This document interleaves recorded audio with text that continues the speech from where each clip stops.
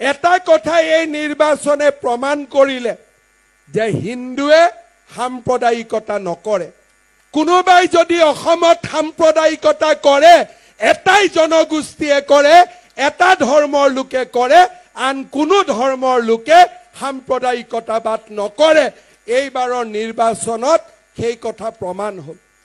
সৰ্বানন্দ সোণোৱাল ডাঙৰীয়াৰ বিপক্ষে কোনোবাই প্ৰতিদ্বন্দ্বিতা কৰিছে, বিজুলী কলিতা মেধিৰ বিৰুদ্ধে কোনোবাই প্ৰতিদ্বন্দ্বিতা কৰিছে, কোনোবাই দিলীপ শইকীয়াৰ বিৰুদ্ধে প্ৰতিদ্বন্দ্বিতা কৰিছে।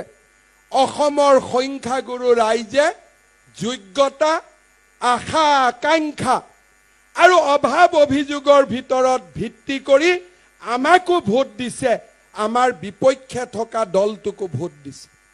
ৰাস্তা কতো হোৱা নাই, চাকৰি কোনেও পোৱা নাই, মানি লোৱাৰ পিছতো আমাৰ কিন্তু এছাম লোকৰ চৰকাৰৰ প্ৰতি অভিযোগ নাথাকে। কংগ্ৰেছৰ দিনত চৰত মাটিৰ পট্টা পোৱা নাই, কংগ্ৰেছৰ দিনত সংখ্যালঘু সম্প্ৰদায়ৰ লোকে দৰিদ্ৰতাৰ বাবে তিল তিলকৈ জীৱন যাপন কৰিছে। সংখ্যালঘু অঞ্চলত এটাও ৰাস্তা নাই, বিজুলী বাতি যোৱা নাই, মূল্য বৃদ্ধিৰ কথা চিন্তা কৰা নাই, কোন কাৰ্যকৰ্তাই কি পাইছে চিন্তা কৰা নাই। সংখ্যালঘু ৰাইজে কংগ্ৰেছক ভোটৰে উপচাই দি আহিছিল আৰু এইবাৰো ভোটেৰে উপচাই দিছে।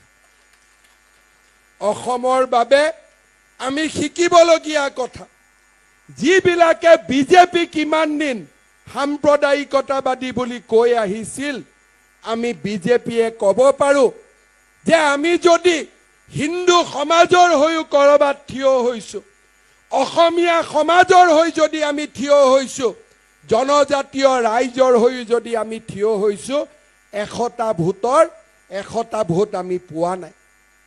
আমাৰ কোনো এজন সংসদ 10 লাখ 12 লাখ ভোটত বিজয়ী হোৱা নাই। কিন্তু যদি কৰিমগঞ্জক বাদ দি অসমৰ যদি আমি বাংলাদেশৰ মূলৰ সংখ্যালঘু লোকসকলৰ ভোটৰ কেন্দ্ৰবিলাক যদি চাব যাওঁ, 100টা ভোটৰ 99টা 100টা ভোটেই মাত্ৰ কংগ্ৰেছ দলে লাভ কৰিছে।